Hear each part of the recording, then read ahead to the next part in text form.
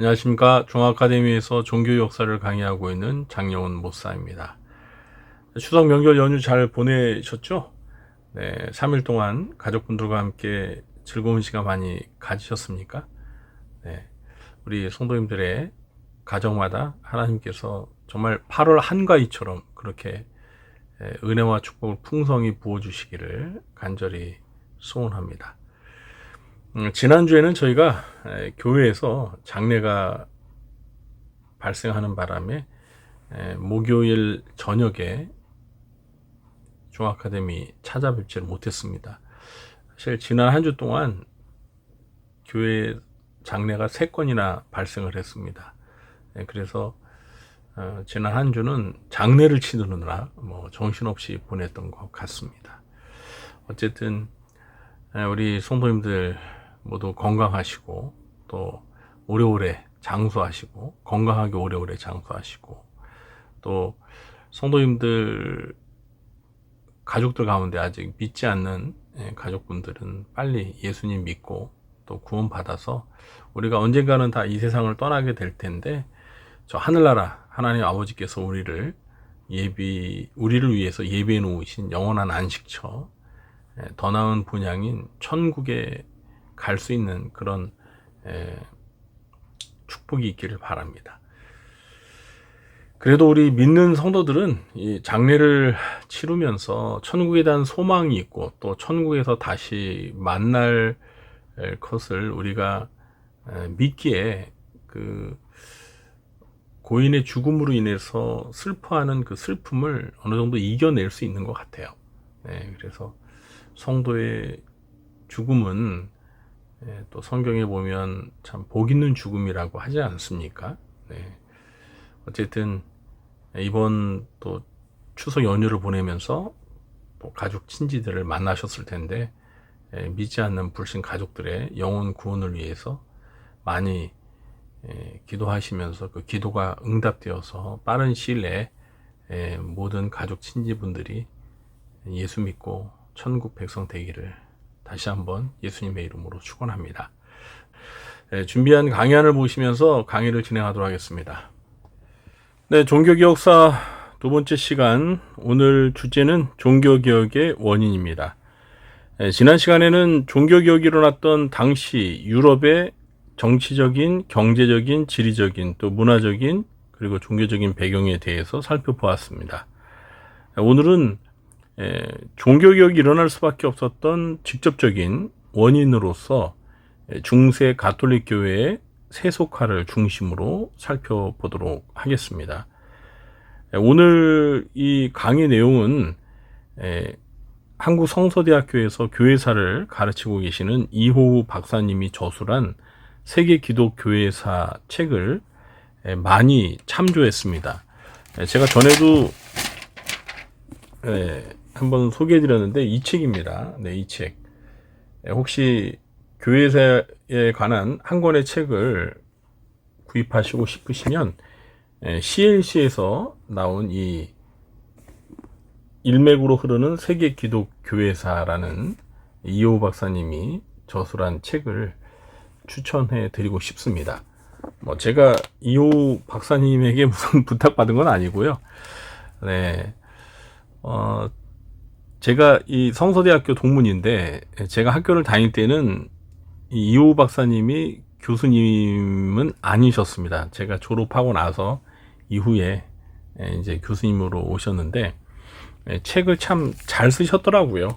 아주 정리를 잘 해주시고 또 한 권으로 2000년 기독교 역사를 이렇게 정리할 수 있는 그런 좋은 저술이라서 제가 많이 참고하고 있습니다. 오늘 이제 종교개혁의 원인들을 몇 가지 살펴보도록 하겠는데요. 종교개혁의 배경과 종교개혁의 원인은 좀 상관성은 있지만 종교개혁의 배경은 이제 종교개혁이 일어나던 그 당시에 어떤 다양한 그 배경 이런 것들을 살펴보는 것입니다. 물론 그 배경들이 종교개혁이 일어나는데 어떤 원인으로도 작용하기도 했습니다. 그러나 이제 오늘 다루고자 하는 이 종교개혁의 원인이 그야말로 종교개혁이 일어날 수밖에 없었던 직접적인 원인인데, 특별히 이 시간에는 종교적인 원인, 그러니까 중세 가톨릭 교회 내에 있었던 여러 가지 문제들로 인해서 당시에 루터를 중심으로 종교개혁이 일어날 수밖에 없었던 그 원인을 살펴보도록 하겠습니다. 한 세 가지 원인을 오늘 중점적으로 다뤄보고자 하는데요. 오늘 이 내용들을 보시면서 물론 이 종교개혁이 일어나던 당시에 그 타락하고 부패했던 중세 말 가톨릭 교회의 모습들을 죄송합니다. 보시면서 충격을 받기도 하고 또 놀라시기도 하실 텐데, 어쨌든 그러했기 때문에 종교 개혁이 일어날 수밖에 없었다, 이 사실을 좀 기억했으면 좋겠습니다. 그리고 이런 그 종교 개혁 당시에 이 중세 가톨릭 교회의 그 타락과 부패가 종교 개혁을 일으키게 된 원인이 되었는데, 이런 세속화가 오늘날 우리가 살고 있는 이 시대에도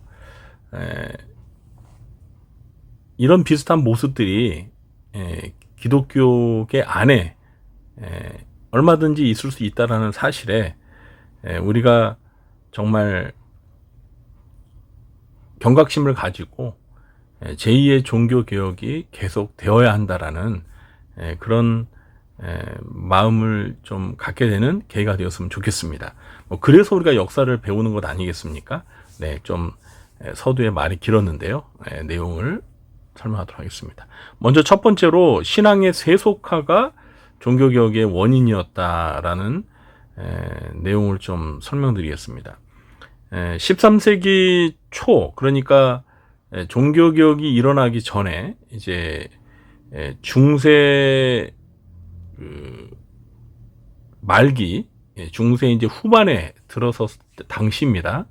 그때 프랑스 리옹에 피에르 발도라는 사람이 있었는데, 이 사람이 라틴어 성경을, 중세 당시에는 가톨릭 교회가 라틴어 성경을 공식적인 성경으로 사용했는데, 이 라틴어 성경을 프랑스어로 번역을 해서 평신도들에게 보급을 했습니다. 이 발도라는 사람이 이런 일을 한 것은 이제 성경을 중심으로 해서 신앙 개혁을 추진하고자 했던 것입니다. 그러니까 이 발도라는 사람은 어떻게 보면 종교개혁의 선구자라고 할 수 있는 사람입니다.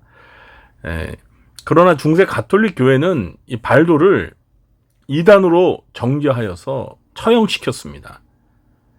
그리고 이 발도를 추종하는 발도파를 탄압했습니다. 이 사건이 계기가 되어서 1229년에 발렌시아 공의회에서 어떤 결정이 내려졌냐면, 사제 외에는 성경을 소유하거나 읽지 못한다. 그리고 자국어 번역을 못하도록 금지를 시켰습니다. 그리고 이미 번역된 성경을 모두 금서로 지정하여서 사용하지 못하게 교회 법으로 그렇게 선포를 했습니다. 그리고 이제 성직자들만이, 그러니까 사제들만이 성경을 가질 수 있고 읽을 수 있는데, 그들이 사용할 수 있는 성경 사본은 오직 가톨릭 교회가 인정한 라틴어로 된 불가타 성경이었습니다.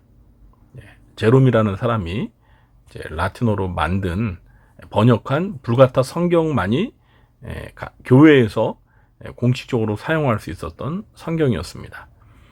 그러니까 일반 신자들은 성경을 소유할 수도 없었고, 또 소유한다고 한들 그 성경이 라틴어로 쓰여 있기 때문에, 그러니까 모국어가 아닌 다른 언어로, 외국어로 쓰여 있었기 때문에 읽고 이해할 수가 없었습니다.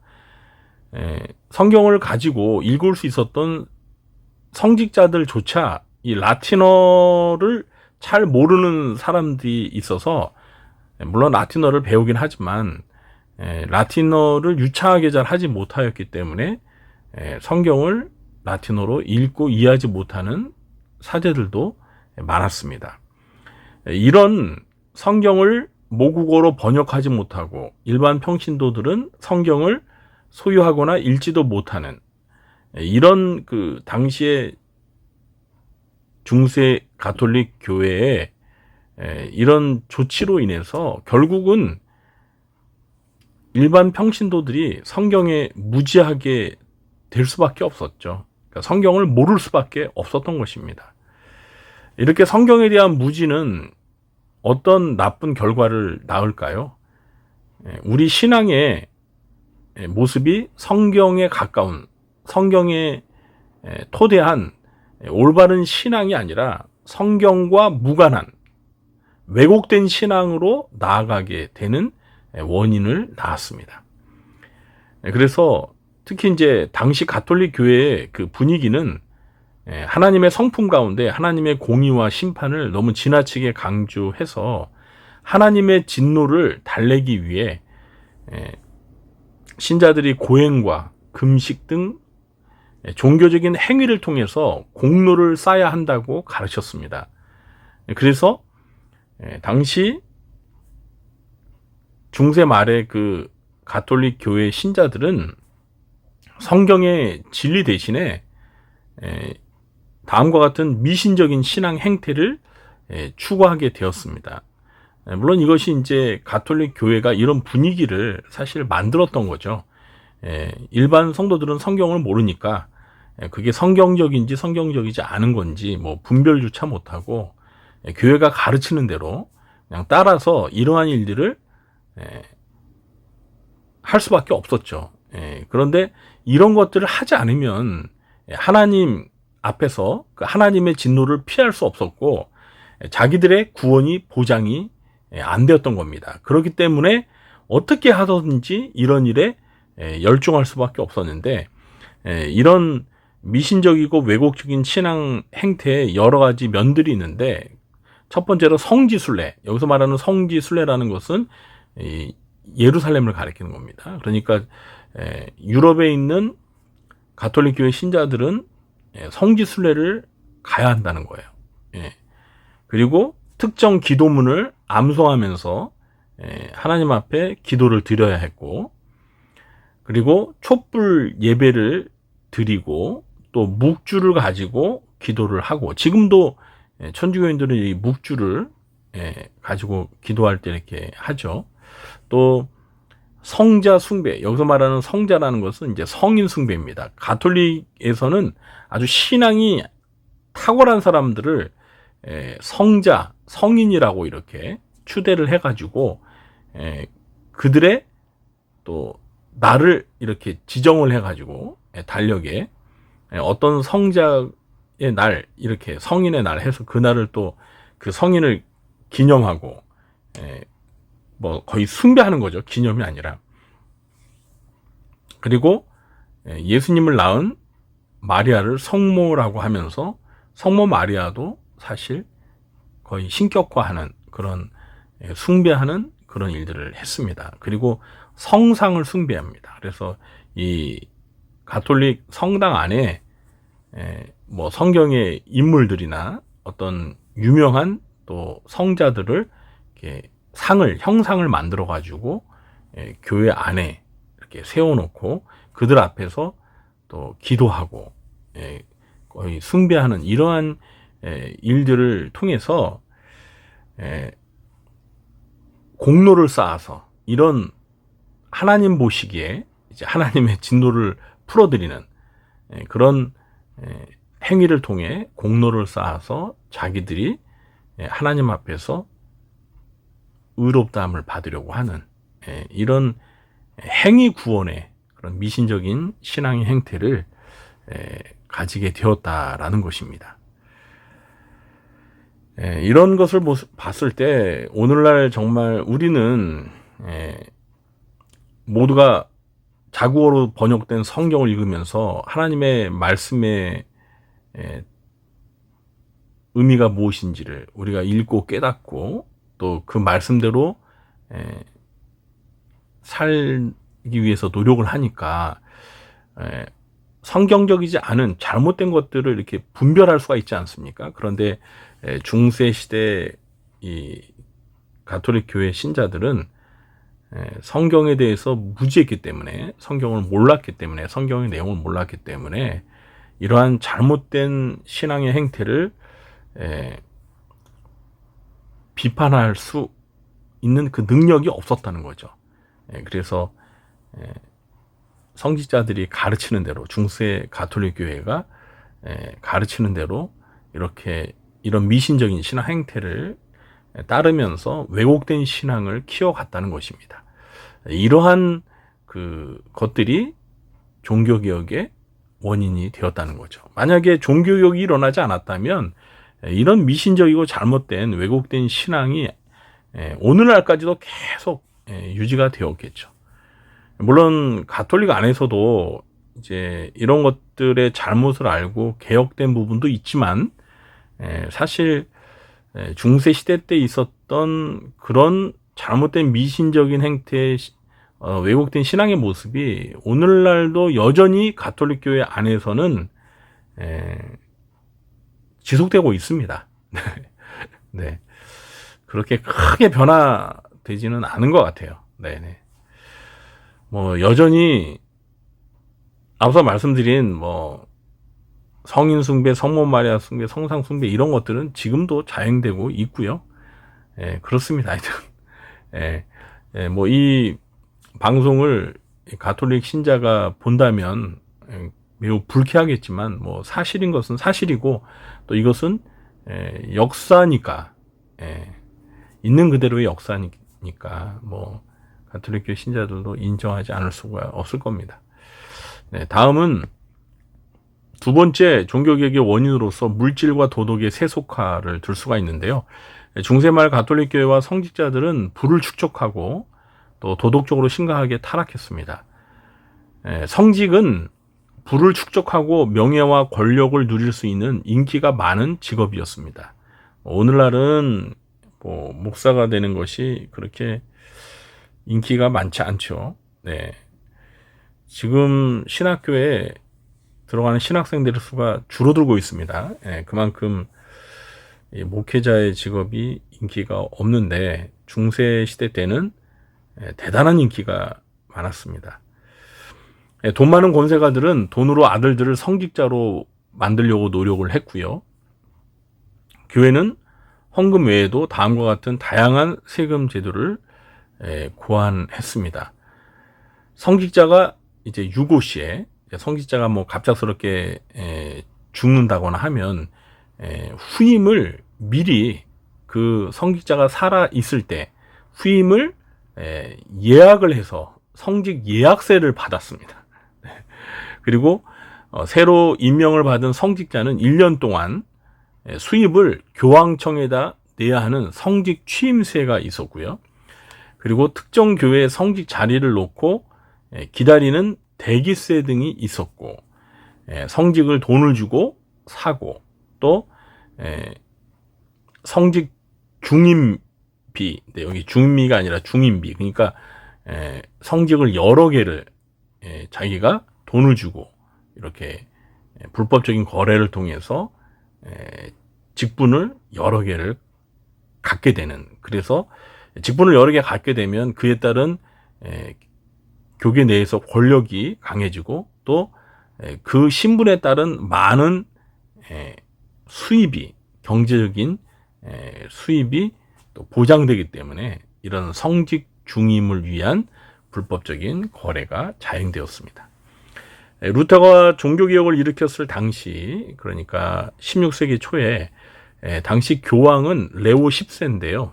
이 오른쪽에 있는 이 사진이 레오 10세입니다. 그리고 아까 제가 요 앞에 보여드렸던 이게 그 동상이죠. 이 사람이 바로 피에르 발도입니다. 피에르 발도, 아주 위대한 그 종교개혁의 선구자입니다. 피에로 발도. 네, 제가 이 강의안을 만들면서 사진 자료를 이렇게 첨부하는데 가끔 설명하다 보니까 그 사진이 누구인지 이렇게 설명도 안 하고 그냥 지나가는 경우가 종종 있었던 것 같습니다. 네, 여기 지금 보이는 이 사진이 바로 루터가 종교개혁을 일으켰을 당시의 교황입니다. 레오 10세인데요. 이 레오 10세는 이탈리아의 정치적 실세인 메디치 가문에서 태어났습니다. 아주 그냥 집안이 좋은 가문에서 태어난 거죠. 그의 아버지 후원으로 7살에 성직에 입문을 하고요. 7살에. 네, 그리고 13살에 추기경이 되었습니다. 13살에 추기경이 되었어요. 그리고 37살에 교황이 되었습니다. 네, 어떻게 이런 고속 승진? 이런 것들이 가능할 수 있었을까요? 다 돈입니다, 돈. 좋은 가문에서 막강한 부를 가지고 이 레오 10세가 그의 아버지가 이렇게 아들을 위해서 돈으로 다 성직을 사고 돈으로 막강한 권력을 행사하면서 자기 아들을 교황을 만든 거예요. 네. 그러다 보니 레오 10세가 교황이 되어서 뭔 짓을 했겠습니까? 뭐 불보듯 뻔한 거죠. 그 아버지의 그 아들 아닙니까? 그래서 교황이 된 후에도 이 레오 10세는 성직을 매매하고 또 면죄부를 적극적으로 발행하여서 판매하는 장사를 잘했던 거죠. 참. 독일 브란덴부르크 선제후 알브레이트라는 사람이 당시 있었는데 1513년에 이 알브레히트가 히트를 쳤네요. 이름이 히트입니다. 1513년에 막데부르크 대주교에 올랐는데 그 다음에 마인츠 대주교 자리까지 넘보기 위해서 레오 10세에게 어마어마한 돈을 주고 그 직분을 그 자리를 사게 됩니다. 겸직을 하는 거죠. 근데 그 돈이 얼마냐면 24,000 굴덴입니다. 24,000 굴덴. 근데 당시에 일반 그 성직자의 월 사례비가 6굴덴에서 8굴덴이었어요. 그러니까 24,000 굴덴이면 이거 도대체 얼마만큼의 그 금액의 돈인지 여러분 환산이 되십니까? 네? 보통 성직자의 월 사례비가 6에서 8굴덴인데 레오 10세 교황에게 알브레이트가 대주교 자리를 하나 더 얻기 위해서 24,000 굴덴을 바쳤습니다. 이렇게 어마어마한 돈을 바치면서 성직을 사도 다 본전을 뽑을 수 있다는 거죠. 그러기 위해서 이런 일을 하는 거예요. 돈 놓고 돈 먹는 거죠. 그러니까. 알브레이트는 또 1515년에는 교황에게 이 레오 10세 교황에게 막대한 돈을 또 지불하고 그 삭소니 지역에서 면죄부를 판매할 수 있는 독점권까지 얻었습니다. 네, 그러니까 자기만이 면죄부를 판매할 수 있는 거예요. 그러니까 그 수입을 이제 이 알브레히트가 누굽니까? 알브레히트가 가져가는 거죠. 네, 이거 어마어마한 겁니다, 진짜. 오늘날도 뭐 어떤 기업이 정부에게 로비를 해가지고 뭘 판매할 수 있는 독점권을 얻어보세요. 어마어마한 부를 축적할 수 있는 건 아니겠습니까? 지금 그런 짓을 이 알브레히트가 레오 10세에게 돈을 주고 한 지역, 삭소니 지역의 면죄부 판매 독점권을 얻었다는 거예요. 자, 이렇게 중세 가톨릭 교회는 돈에 대한 탐욕과 부패로 가득 찼습니다. 성지자들은 도덕적으로도 매우 타락해서 가톨릭 교회가 1139년에 제2차 라테란 공의회에서 이제 사제 독신 제도를 이제 교회법으로 정했습니다. 그러니까 사제가 될 사람은 결혼을 할 수 없다는 거죠. 지금 뭐 신부님들이 결혼하지 못하는 거, 또 수녀님들이 결혼을 하지 않지 않습니까? 독신으로 지냈던 게 이제 이때 12세기 초에 그런 것이 이제 교회법으로 정해진 건데, 사제는 결혼할 수가 없고 또 이미 결혼한 사람은 사제가 될 수가 없었습니다. 그러나 법적으로 결혼만 하지 않았을 뿐이지 당시에 많은 교황들이 또 성직자들이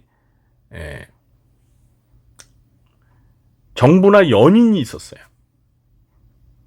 그러니까 실제 부부처럼 사는 사람들이 있었다는 거예요. 사실혼 관계 여자들이 그리고 정을 주고받는 그런 후처들이 있었다는 거예요. 그래서 교황도 성직자들도 이런 여인들과 사이에서 자녀들이 이제 태어나게 되는 거죠. 그래서 이 사생아로 태어난 이 자녀들을 위해서 또 교황이나 성직자들은 자기 자녀들의 그 미래를 위해서 성직 매매나 성직 매수 등 다양한 불법을 저질렀던 것입니다. 이처럼 중세 가톨릭 교회의 성자들은 물질과 도덕의 세속화 그리고 권력의 남용으로 인해서 영적 지도력을 상실해 갔습니다. 이런 정말 교회가 타락하고 부패했기 때문에 하나님께서 루터와 같은 또 다른 종교 개혁자들을 통해서 교회를 쇄신시키고 교회를 개혁시키는 그러한 종교개혁의 역사를 일으키셨던 겁니다. 오늘날도 마찬가지죠. 오늘날도 이와 비슷한 이 정도까지 심하지 않더라도 오늘날에도 이런 모습들이 없지 않아 있습니다. 제가 우리 성도님들에게 참 말씀드리고 싶지가 않습니다. 그냥 이 정도만으로 하겠습니다. 오늘날도 이런 종교개혁 시대처럼 교회가 많이 부패하고 타락한 모습들이 있기 때문에 물론 그것이 아주 전체적으로 만연된 건 아니지만 이런 모습들이 있기 때문에 교회는 계속 개혁이 되어야 된다는 거예요. 종교개혁은 그냥 과거 역사로 멈추거나 끝난 게 아니라 오늘날 현재도 계속 개혁되어야 된다는 것입니다. 세 번째는 이제 면죄부 판매인데요.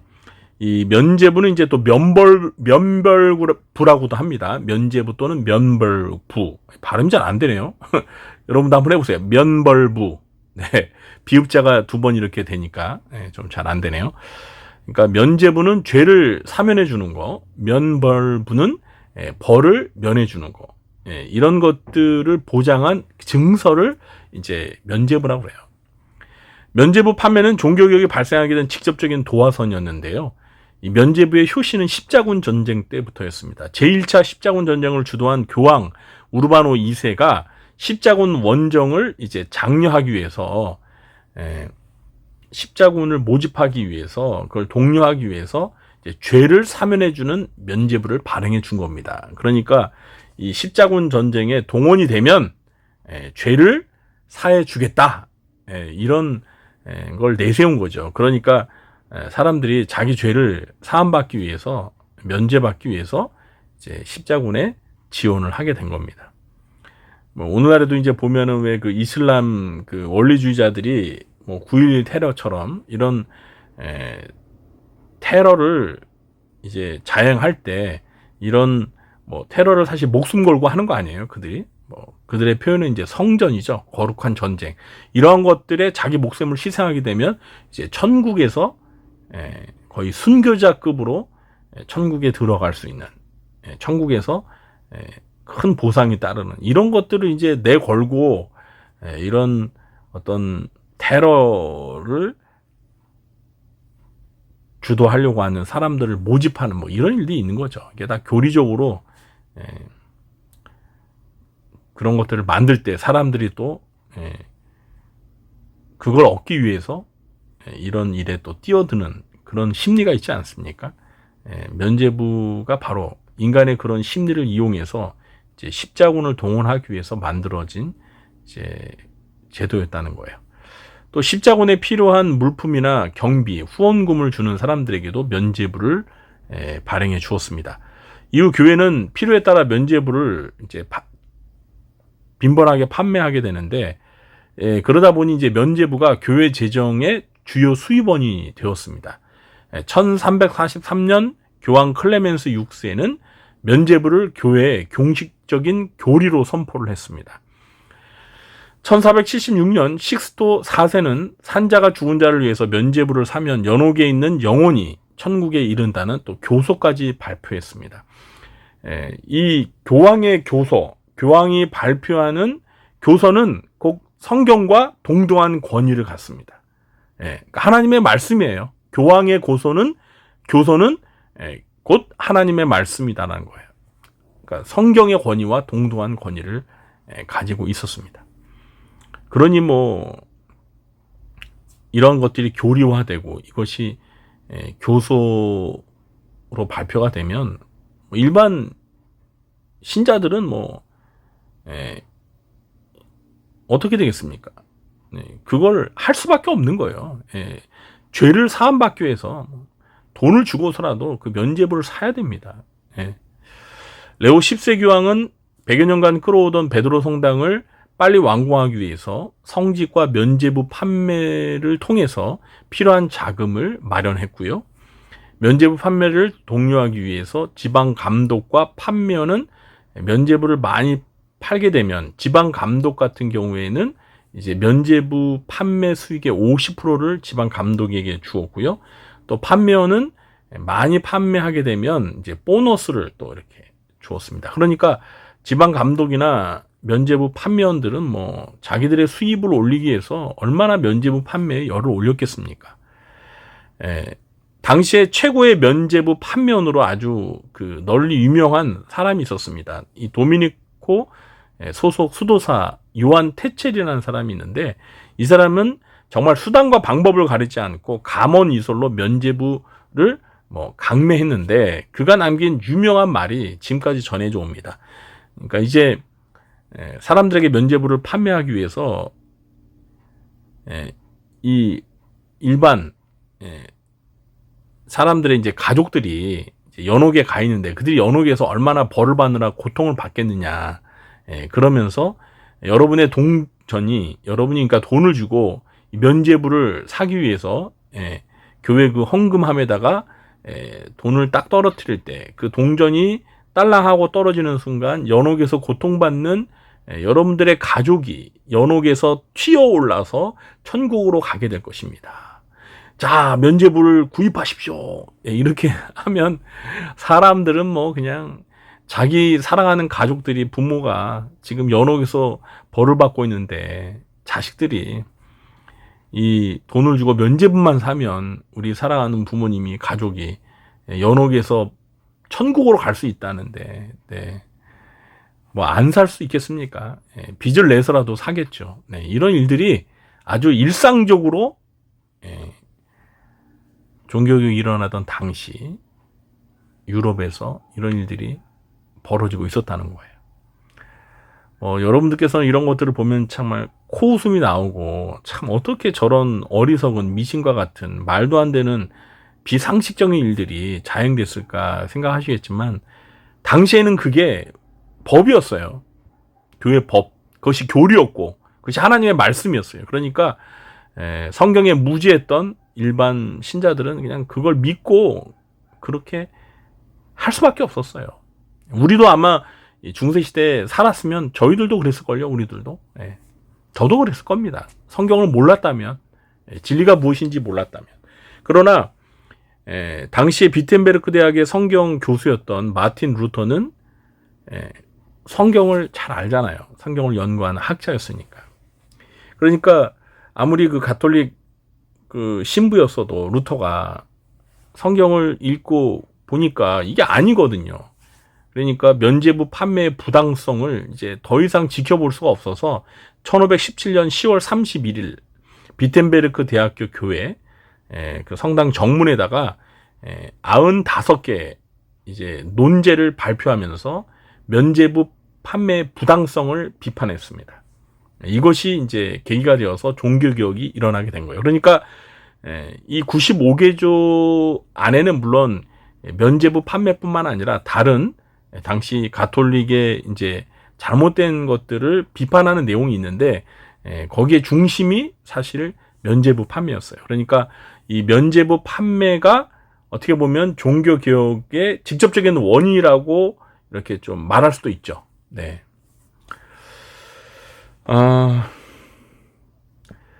오늘 이 세 가지, 물론 또 종교개혁의 원인을 더 찾아보면 있을 수 있겠지만 오늘은 이 세 가지를 설명을 드렸습니다. 첫 번째가 무엇이었죠? 우리 잠깐 복습하자면 신앙의 세속화, 그러니까 교회 안에 만연된 왜곡적인 신앙 행태들, 미신적인 신앙 행태들, 그리고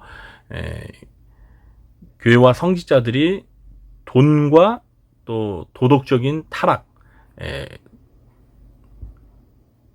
부를 축적하고 돈을 좋아하고 돈으로 성직을 사고 파는, 그리고 도덕적으로 문란하고 성적으로 타락한 이런 성직자들, 교회, 그리고 면죄부, 돈을 주고 이 면죄부 증서를 사면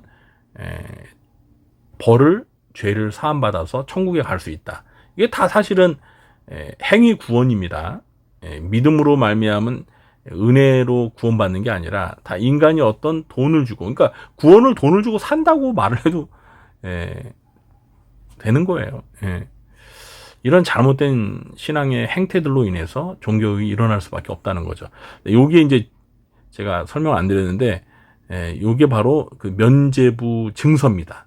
여기에 이제 이 안에 어떤 죄가 사함받는다라는 걸 보장해주는 글이 있는 거예요. 그러니까 이게 면죄부 증서입니다. 네. 참, 그러니까 사기를 친 거죠. 당시 가톨릭 교회 성직자들이 일반 성도들을 대상으로, 그러니까 성경에 대해서 무지했던 일반 성도들을 대상으로 종교 사기를 친 겁니다. 네. 참, 이런 사기는 당하지 말아야죠. 또 이런 사기를 쳐서도 안 되고, 뭐 오늘날에는 어쨌든 일반 성도들도 성경을 알고 스스로 진리가 무엇인지를 알기 때문에 분별력 있잖아요. 영적 분별력이. 그래서 이런 종교적 사기에 속지는 않는데, 그래도 속는 사람들이 있어요. 이단들, 사이비. 참 사람이 이런 거 보면 참 어리석어요. 그죠? 네. 어쨌든 우리가 이 종교개혁의 역사를 통해서 이런 것들을 보면서 오늘날 이런 것들이 재현되지 않도록 우리가 과거 역사를 통해서 오늘 현재를 우리가 우리의 신앙을 바로 세우고 교회를 지키고, 그리고 교회가 부패하거나 타락하지 않도록 우리가 이것을, 교회를 지키는 일을 오늘 우리들이 해야 되는 것이죠. 그래서 역사를 배우는 거예요. 그래서 종교개혁 역사를 배우는 게 굉장히 의미가 있는 겁니다. 굉장히 중요하고요. 그래서 이제 종교개혁의 배경과 오늘 종교개혁의 원인에 대해서 살펴보았고요. 이제 다음 수업부터는 이제 종교개혁자를 중심으로 해서 특히 이제 종교개혁의 기수였던 마틴 루터의 종교개혁에 대해서 살펴보겠는데, 이제 마틴 루터의 개인의 인생을 보면서, 살펴보면서 루터가 종교개혁을 어떻게 펼쳐갔는지 이런 것들을 살펴보기 때문에 한 주 가지고는 안 됩니다. 아마 한 2주 정도 나누어서 강의를 하게 될 것 같습니다. 자, 오늘도 종교개혁 원인에 대해서 들어주신 여러분 감사합니다. 네, 저는 물러가겠습니다. 네, 다음 주에 만나 뵙겠습니다. 네.